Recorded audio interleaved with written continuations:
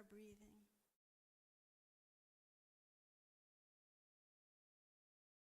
Meditation. So Yogananda is one of my main meditation teachers, and fortunately I got him early on in my journey. He's a very strict teacher. So there was a day, this is in the 90s, and I'm just feeling really sad about something. I cannot remember what it was, but I mean really sad. Sometimes the dark cloud comes. Now, in his type of meditation, you need to close off your senses. There's lots of different meditation styles, but his style is to move up into higher states, and you can only do that by letting go of your sensory input at this state. So when you go to his group meditations, you're not moving. You're not you can a little bit, but you can cough a little bit, but if you're constantly coughing, you're out. And so there's just, because the way he explains it is every time, if we keep doing something over and over, if I keep moving in my chair or doing something, it sends ripples in the collective consciousness, and then someone might be in meditation, but this ripple keeps coming at them and it pulls them out. So he was very strict on when you go to his meditation. It was funny, even he teaches something called Kriya Yoga, which is this breath thing, and people started complaining that people were breathing too loud. I mean, they were serious about it. So that's how I learned. It was very disciplined, very still. But this is a day that I'm crying and sad, and he's very clear, you're not to come if you're having an emotional reaction to anything, because that sends ripples. But I really wanted to go to this meditation. They don't always do the 4-hour meditations, and I wanted to be there, and I felt I needed to be there. There's no place I wanted to be other than that in the state. So I'm sitting in the meditation, but I don't want to make any ripples. So tears are streaming down my face, but I'm like, you can't I'm trying to breathe through it, not make any noise, don't want to, and then maybe once in a while I rub because you're crying and not moving. And by the end of the 4 hours, I was in nothing but pure light and joy. That's why I can't remember what I was upset about. It completely dissipated into the nothingness from which it came. I did nothing other than sit in the stillness and this meditation with a group of other people committed to letting go of what's happening and yet sitting in the midst of it, and it got transformed. The power of meditation. So meditation is our yoga today. Yoga means, you have to speak louder. Unification with God. Yes. It's a unification with God. So yoga is unifying with God. And for those of you who haven't been here, we're going through the 4 paths. And just to recap, we have gone over 2 paths. Jnana Yoga, which is the path of knowledge or wisdom or reflection, whatever word works for you. But it's using your mind to get to higher states. Because you can get to higher states contemplating a thought, and then that thought takes you to a bigger place. You can be in inquiry about who you are. These are all parts of the wisdom tradition of Jnana Yoga. Apparently, I've only read this, I have no knowledge about this myself. Of the 4 paths, it's the least taken. Bhakti Yoga is the path most taken, which is the path of love and devotion, giving yourself in love. We like love, and especially in the Judeo-Christian tradition is very love-oriented. So but even in India, my understanding is that's the number 1 path, giving love and devotion to your guru. It's an offering. It's a surrendering yourself to something greater than yourself. What can happen is that there can be separation, though. So a lot of times the way these 4 paths are taught, they're very distinct. There's this path and then there's this path. So for instance, I grew up in a very heady world, so I was sort of anti the head and wanted to be in the heart. So I was always looking for books that talked about the heart and feeling the heart. And I was resonating when people say, get rid of that mind, it just blocks. So I just read this thing this past week that I love, because what we're working with all month long is that we're all of it. We're all the paths. We have all of them to different degrees, and we may lean into some more than others, but we're all of it. So first of all, be aware as we're going through, is there any that you sort of reject? Like I rejected the thinking one, but then I had a healing around it. Is there any that you don't particularly care for? And I would say even culturally, we were in the age of enlightenment, all the philosophers and science, we got very heady about a lot of things. And then now we're all into the heart and anti-head. So it was such a joy. This past week, I was reading about Elder Porphyrios. He's actually Saint Porphyrios, but I decided I'm taking out saints because it makes people other. He's just a dude, just like all of us. So the dude, Porphyrios, all he talks about is love. His path is for sure bhakti yoga, the path of devotion. He's Christian, he loves Christ, and he's pouring, and he calls it divine eros. He just pours, he does everything for love. He just does it for his lover, or his beloved. And he radiates it. I mean, it's not just words, you feel it from him. So I was so delighted when I read this week. He tells a story of a monk, also a Christian monk, coming to visit him and asking, well, how do you do the Jesus prayer, otherwise known as the prayer of the heart? And he says, well, I think about it. And the guy says, what do you mean you think about it? It's prayer of the heart. Have you missed the point? He's like, you're not getting it. And he said, yeah, not only do I think about the prayer, when I think about all the words of the prayer, I start imagining Jesus and the prayer, and I say every word intentionally with my imagination, and this is all happening in his mind. And this guy, this is called prayer of the heart. You are deluded. You are completely doing it wrong. And he gets up to leave, disgusted that this person doesn't understand what prayer of the heart means. And Porphyrios goes, well, wait, but you have to stay with me here. What happens is I'm thinking the prayer, I'm visualizing, what we would call visualizing, picturing for him, his person is Jesus. I'm picturing it in detail with the words, and I do it, and it gets stronger and stronger and stronger, and I just start to feel this extraordinary joy radiating and pulsating, and suddenly my heart and my mind take a leap, and my whole heart opens to the whole world, and I love everybody. And the guy's like, oh yeah, that's prayer of the heart. And what I love about that, there's no separation. He wasn't saying, well, I don't want to do that mind stuff. Too much when I was looking for heart stuff, I was doing it in rejection of the mind. But the divine presence is all of us. It's the entire being. We can use our mind to find God. Our mind and our heart are one. They are not enemies. They are frenemies. No. They're lovers. They work together. One works better with the other. So as we're looking at these four paths to God, we might lean in, have styles that lean in more to one than the other. But what we want to do is start embracing all of them in some way. That's the invitation all month, is to be looking at yourself. How do I embrace these four paths? What do they look like on my spiritual journey? Because we want to remember they are paths to God. These aren't just personality characteristics. I mean, we have our styles of personality, but this is also with the intent to know our oneness and union in God. How do you get to know your oneness and union in God in direct experience? So this week is Raja Yoga, which is the path of meditation. Now I got to make a little caveat here, because these four yogas, it's a Hindu tradition, and so when they talk about Raja Yoga, they have a very, for those of you who have studied Hinduism, they're very detailed, and they're very, like, there's layers, and you do this, and then you do this, and generally Raja Yoga is focused on Patanjali's 8 limbs of yoga. It gets very complicated. But the intention, we're pulling it away from this one tradition of Hinduism and saying meditation is about direct experience of the divine. It's about bypassing the theology, not bypassing, you include the theology, but so if you lead with meditation, you're less interested in the theology and the jnana yoga, and just like, I want to experience it. And that's why so many Americans started going over to the East, because they're like, okay, and all this theology, what you believe, don't you believe, I just want to experience it.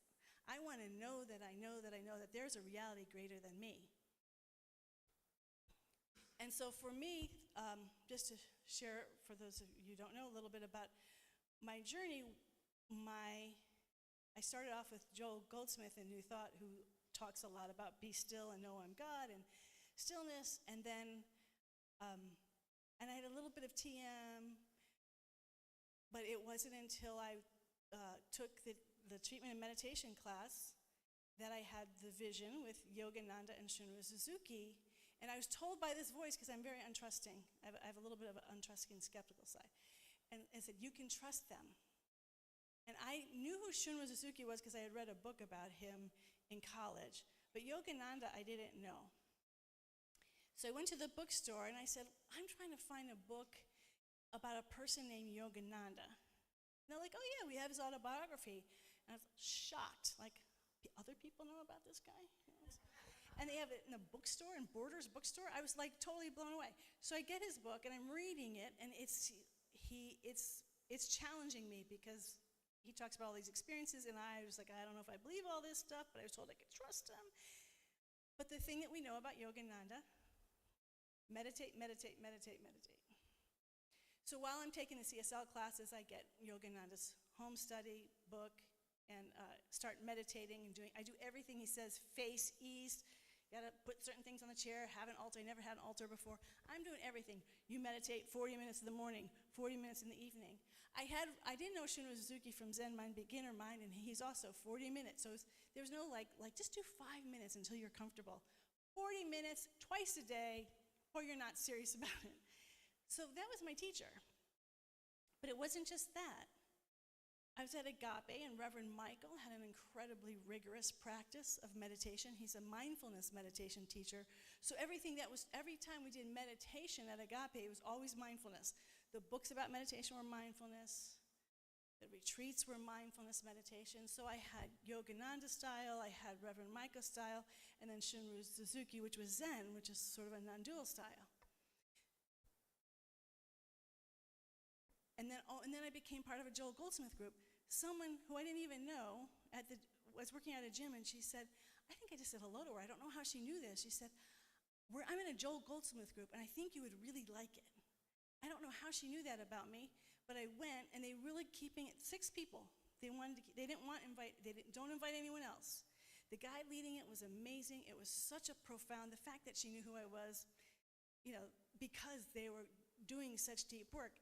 I'm just saying that there's big centers. I'm part of Agape. Everybody knows Agape. This is like a little tiny group of people who are going deep into meditation. Nobody knows of their existence. I don't talk about them because people don't know. But it doesn't matter the size. Doesn't matter the size.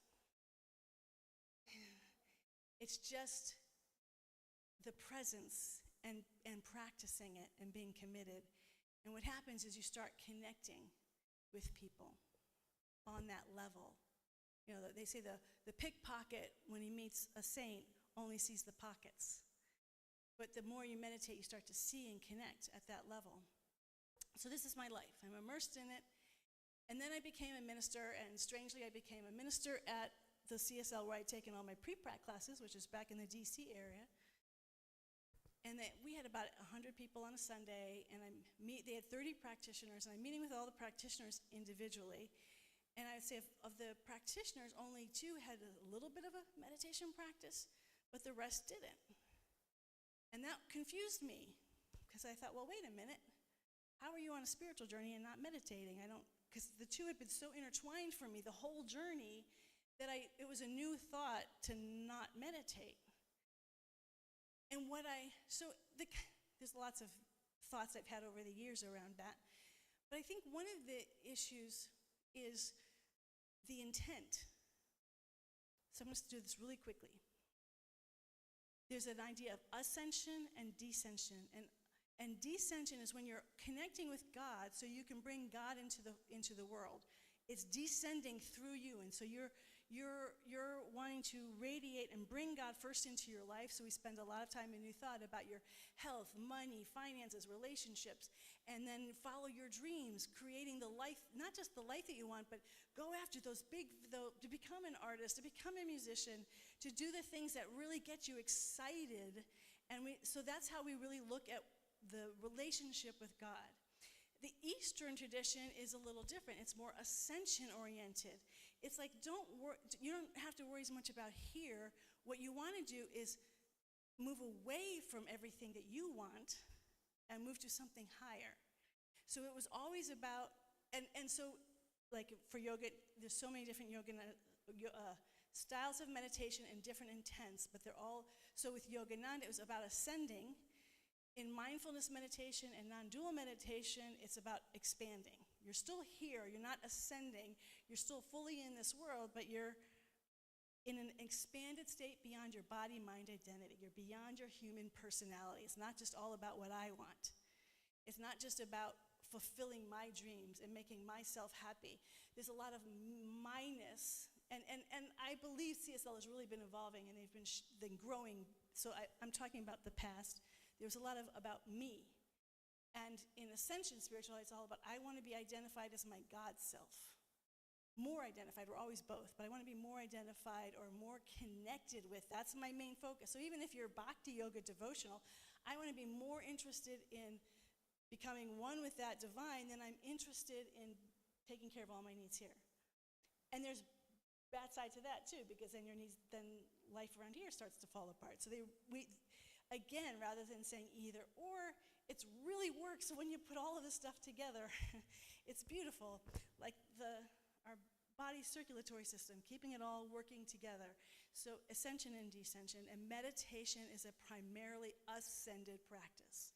That you're ascending beyond your own will, your own desires, your own, it's not even will or desire, it's your own identity. Like my full identity is not just Harriet, but something beyond Harriet. And that can get really uncomfortable. And so I believe that's one of the main reasons why it can be hard to meditate. I was talking to two people who just get very agitated when they meditate. Now, there's things that need to get healed too. So sometimes it's hard to sit in meditation because stuff comes up that needs to be healed, and that isn't healthy, to keep meditating, but you're miserable. So if there's stuff that comes up, heal it. Go to the practitioner who's good at healing whatever issue's coming up. There's trauma practitioners. A lot of people are doing inner family systems, whatever, therapy, whatever you want to do. Whatever, heal that stuff is part of taking care of the human self. It's hard to ascend when there's a lot of stuff going on there. If I hadn't gone to that meditation when I was crying, I would have been stuck with a lot of stuff. So meditation does help release it, but sometimes we have to do work. But meditation itself is about expanding our identity. Then the question is, so one of the examples that Jack Kornfield uses, and he goes into quite a lot of detail in this chapter that I took the reading from, is, well, look at what artists do, look at what athletes do and musicians do. They spend a lot of time, and he goes into quite a lot of detail about how much time practicing and working through and getting better and better, but there's a difference.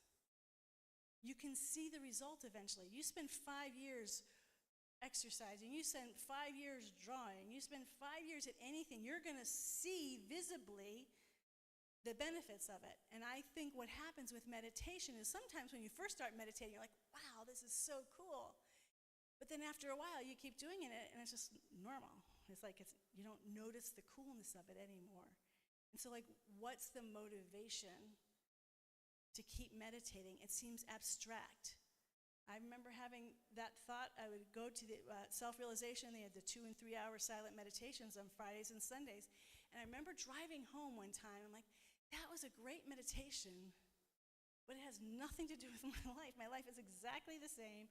Nothing's different. And yes, I liked it while I was in it, but when I come back, I'm just me doing my life again. What's the point? There is none. Don't meditate.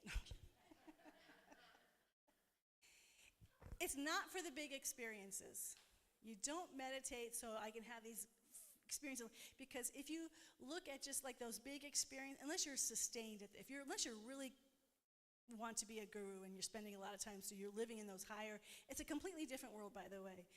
To sustain that and live in this world is very hard, which is why often they remove themselves from this world. And unless that's what you're going to do, most of your life is not going to be living in these high ecstatic states, but in everyday reality. So then it's to look at, does meditation have any impact on my everyday reality if nobody can see it and tell me how great I am? So let's just like, why to do it? Just let's breathe now. Let's just remember to breathe and be aware of our breathing.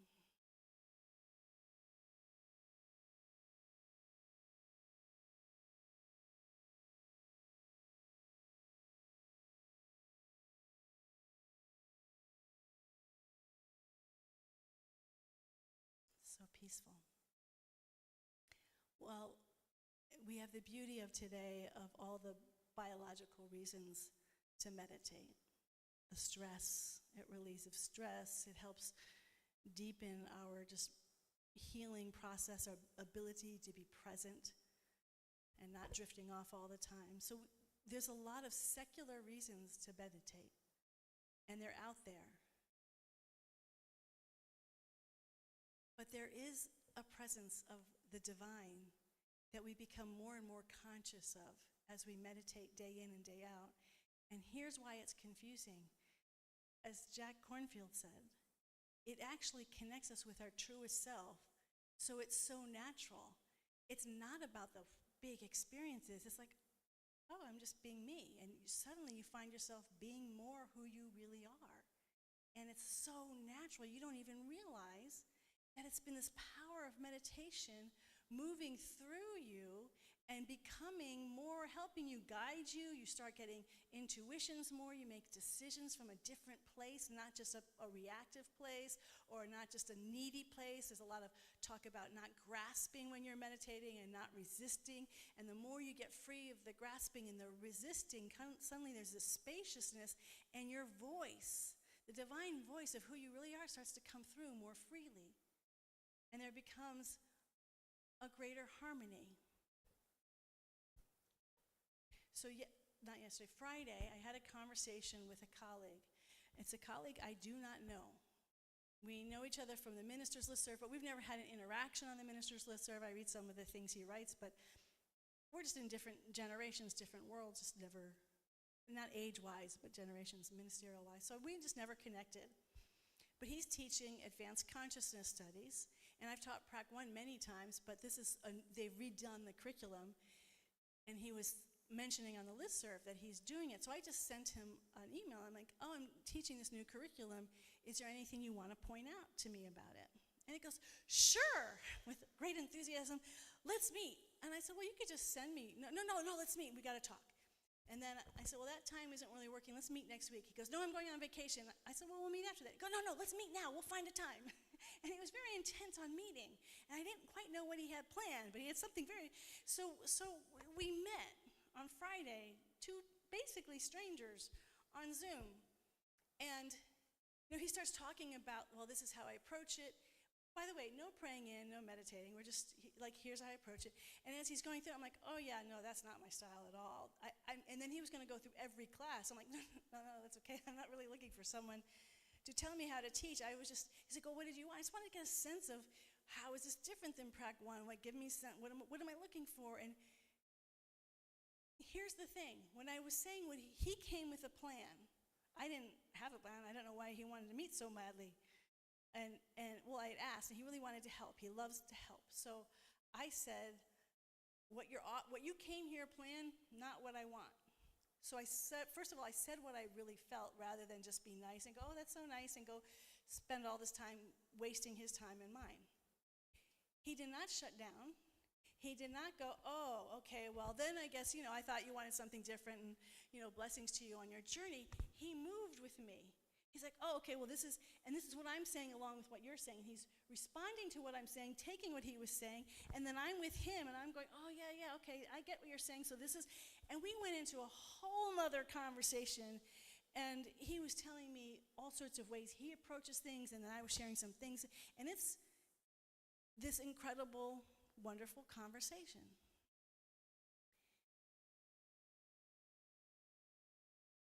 The content was good.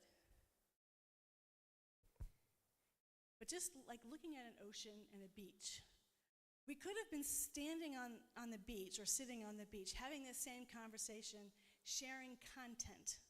Oh, here's things that I've learned. Okay, here's things that I've learned. And we go back and forth, taking a few notes. Thank you so much. That was great, helpful.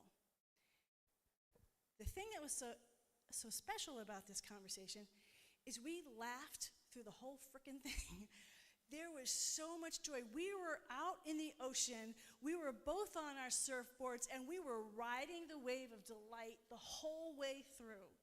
We're just in this flow. We don't have any agenda. We're just going back and forth, and we're responding to each other, and we just keep laughing. And then it turns out he loves Zen, and I love Zen. Totally different teachers, and we don't even get into a big conversation about Zen. We're just aware that we have this thing in common, and we're just going, and he loves his spiritual practice. I love my spiritual practices. And it's just a conversation of pure delight. And he says at the end, he's like, man, there's just been so much joy. And I'm like, yeah, that's the Zen. And he smiles. He's like, yeah, that's the Zen. And our conversation ended. I could not have had that experience if I didn't meditate. And if he didn't meditate. We can only meet people where we are. And we can only meet someone else if we're connected. If I'm a pickpocket and I'm with somebody who meditates, I miss it. We can't see it if we're not doing it. Meditation is not a concept, it's a practice. When people would go to Shunryu Suzuki, he was down at Haight-Ashbury, the Zen Center, in the 60s. And so he was getting a lot of people. Alan Watts was around. People wanted to learn about Buddhism, and they would show up. Here's this Japanese guy. He does this Zen stuff. And so they come, we want to learn about Buddhism. He would not teach them about Buddhism. He said, well, we'll get to Buddhism. Come meditate. I will teach you to meditate. Yogananda, the same thing. We're not here to learn Hinduism. Meditate. Because what both of these teachers were just absolutely adamant is experience it. You can talk about these things all you want, but what we really want is to know what it actually, the experience is. So then when you talk about it, when you talk about Buddhism or Hinduism or universal truth principles, where there's only one power and one presence, it's not just concept, but you're actually directly have connection with the reality of what these words are pointing to. You don't know just the finger pointing at the moon, you've actually spent some time on the moon. So when you're talking about the finger and the moon, you're like, yes, yes. And then the whole dialogue, and then jnana yoga is better, then the bhakti yoga, because your heart's wide open, this is awesome. That can happen more frequently the more we meditate. We ride the wave of delight. We ride the wave of joy, and not because it's planned, not because we're trying to do anything. We're not telling jokes to be funny. It's just bubbling up. It's just all over. It's beautiful. Meditation takes us out of our self-centeredness, our self-consciousness, our performative, look how I am, and you're just free. You're unlimited and free. The conversation can flow that way. And there are times when life is really hard. Crisis or a long-term thing. So I told the story recently of Michael Beckwith when he was out in the ocean off the Bay of Costa Rica. A strong riptide is taking him under. There is nobody around. Nobody can see that he's out there. And this is a guy who works out and has worked out for decades. He's very strong. He's very healthy. But he doesn't have the strength. He knows that of himself, he's not going to get to shore. So he prays to that force, that wave that he's been riding for decades, and he says, help, I can't do this. And out of nowhere, there were no waves, out of nowhere, this big wave comes and pushes him to the shore.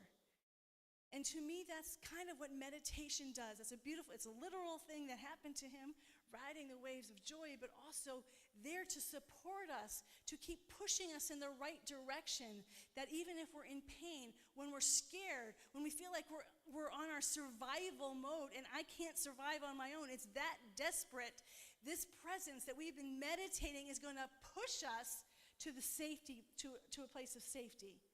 That we can trust this presence with our whole being. The more we give ourselves to it, it becomes more and more real to us. And then on a much more mundane human level,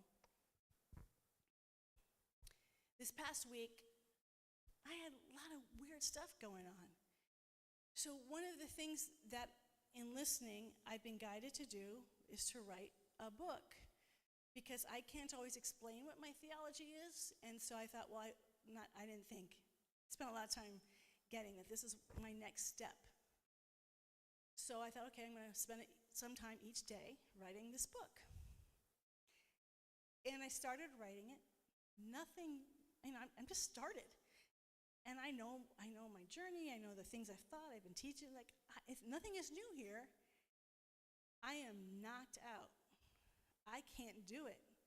I'm depressed, I'm sad, I'm angry, all these emotions. And for the life of me, I cannot figure out why. It's like, I'm not writing anything that would cause all these emotions. And so I'm making up reasons. I love you, Jack. Pick a little fight with Jack. I'm just mad. What's going on? It's got to be his fault. It's got to be someone's fault, because it's certainly not the book and certainly not me, So but I literally didn't know, and it sort of took me down, and it was sort of this wave all week, and then I'd be journaling and meditating, and oh, this is what it is, and I feel better, and then I crashed down again. I'm like, what is going on? Until I finally got it. To the relief of my husband. I don't know if I want to tell you. And I'm not saying this, I don't need emails affirming me. I'm just trying to share the process. What I got was, who am I to write this book?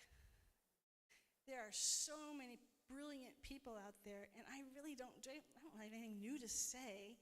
It's all been said before, and every time I'd start writing, all I felt was that old feeling of unworthiness, I shouldn't be writing this. This is stupid. And I couldn't write. I'm like, I have all this time. Why don't I just start writing? I couldn't do it. And so what I realized, I'm back at the unworthiness.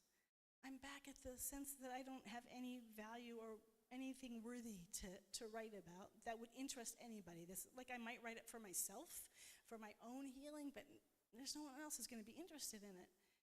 Why am I? It just, I'm now talking from my head, but at the time, these weren't words. It was just emotion.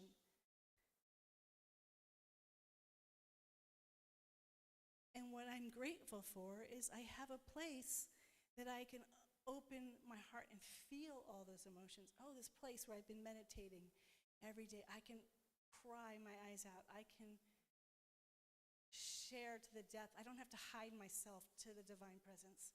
I don't have to pretend and show up with a mask. Oh no, I'm fine. I know I'm good. I know I'm spiritual. I know I have all this, but none of that. Naked, raw feeling, because I feel utterly safe with just like Reverend Michael out in that ocean calling for help. I know there's something greater than me, that I can't do this on my own. I can't heal the unworthiness on my own. I've done lots of, it's just there. Sometimes it just comes up really strongly, especially when I'm starting something that might say that I'm worthy, something new. And so I just surrender it. I give it over to this presence. I sit in meditation and I feel to the depths of how, I don't want to go into words because it's not words, and you know that. I know you all know. I know most of you have experienced that at some level, and it's not something you're not analyzing it. It was like the story I had at the beginning. I wasn't sitting in meditation analyzing why I'm crying. I'm just feeling it, and I feel safe to feel it because I've been nurturing this relationship with the divine through meditation every day of most of my adulthood. So I experienced the joys of meditation, talking with this minister. We're riding the waves of joy and delight effortlessly. I'm experiencing sitting in the sorrow and the grief. I think it was just grief that I felt this way, that it was still there. I was mad. That's part of the mad, but it sounds like it's still here. But feeling the grief, I felt the meditation process in that. In the highs, in the lows, it's always there. Not in abstraction, not conceptually, but in a living reality. I'm not sitting on the beach feeling sad. I'm in the middle of the ocean, opening my heart and letting the waves of love carry me and heal me in a way that I can't do myself. This is the power of the path of meditation. And so my invitation to all of us is to look at, how does this path of meditation work for you? What does it look like for you? And is this something that you would ever want to, maybe you already are committed to it on a daily process, maybe you come and go in and out of it. What is your relationship to it, and are you seeing, because this is the most important part, are you seeing the connection that meditation is making in your everyday life? Because it, unlike an art project that you can show or something out there, there's nothing to show for it in the visible. I mean, sometimes you get those big experiences, but it's in the subtle, quiet moments of your everyday life, for me anyways, where the power of that meditation practice, nothing like it. There's no substitute. So I invite you to look at that in your life, this path of meditation, and then if you want to, look how the path of meditation works with the path of wisdom and knowledge and reflection, how it works with the path of devotion. They're all intertwined, as each and every one of you, in a beautiful and unique way. Let's breathe.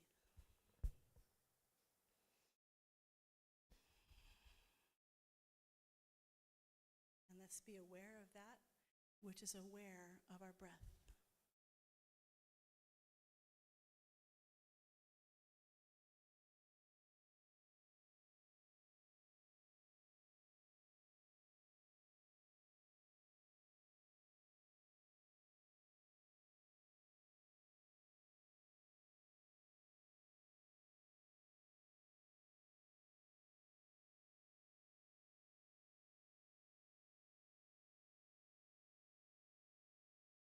A deep abiding love, we let it be, and so it is. Amen.